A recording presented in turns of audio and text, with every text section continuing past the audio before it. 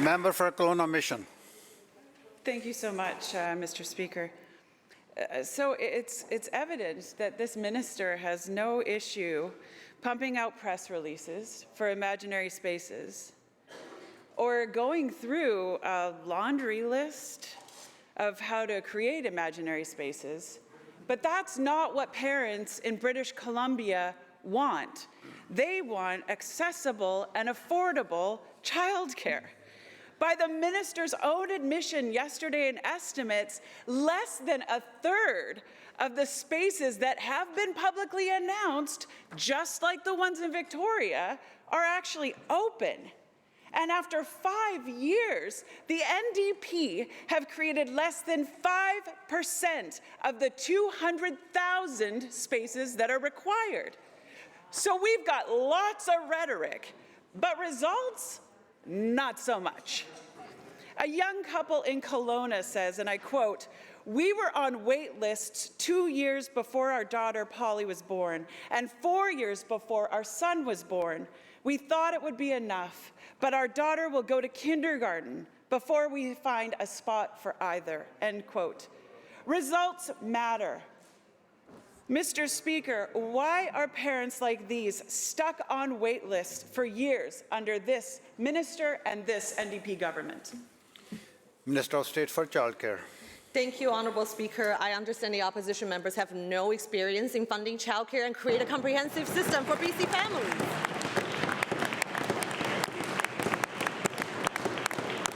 Again, here is the truth. We've funded and supported the creation of over 30,500 spaces, and about 10,000 of those spaces are already in operation, which is the same amount that the BC Liberal government, when they were in government, has ever created in 16 long years, and we've done that. We've tripled that, and we've done that in 4 short years.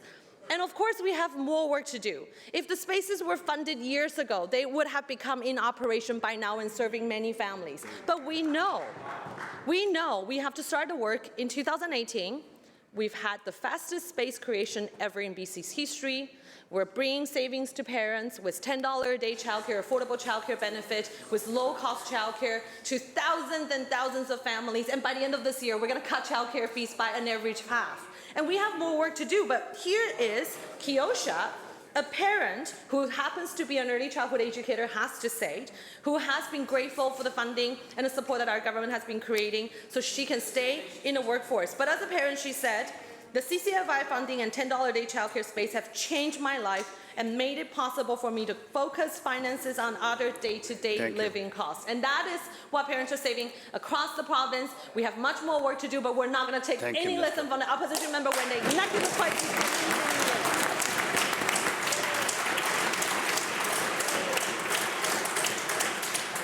Member for Kelowna Mission supplemental.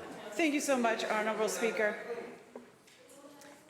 With all due respect, I'm going to counter something that the minister just said, because the BC Liberals actually in 2015 created more daycare spaces in Surrey than the NDP has done under this minister in all of BC in any other given year.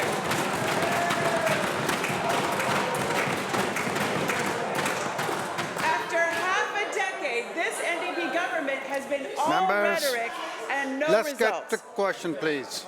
Members. Communities like Surrey have half the national average of childcare spaces. They need 20,000 childcare spaces just to meet the Canadian average. Melanie from Surrey says, and I quote, "I've been on a wait list for 2 years for my kindergarten child and we still don't have a spot. More than half of my income went to childcare last year. I'm very frustrated and I seriously don't know what I will do," end quote. Why are so many families like Melanie's being left to languish on wait lists by this NDP government? Minister. Thank you, Honourable Speaker. I really hope the member opposite can look into their data, because what we have is that we've already nearly tripled the number of spaces in 4 years than their 16 years in government.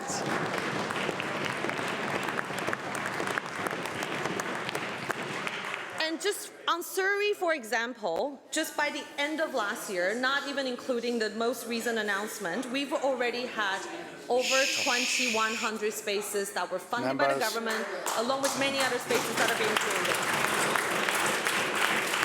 And in Surrey community alone, Members. close to $200 million have gone into parents' pockets to help them to raise savings.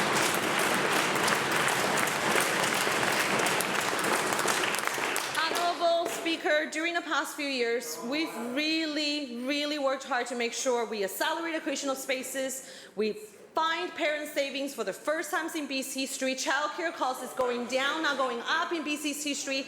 When the opposition, when they were in government, actually took away parent savings. And for early childhood educators, and in terms of supporting providers, the very diverse sector of childcare providers, we've increased operating funding, wage enhancement, funding to maintain their spaces, and we're going to continue to do more while the other side of the House neglected the crisis and still not willing to work with us on our Childcare BC plans.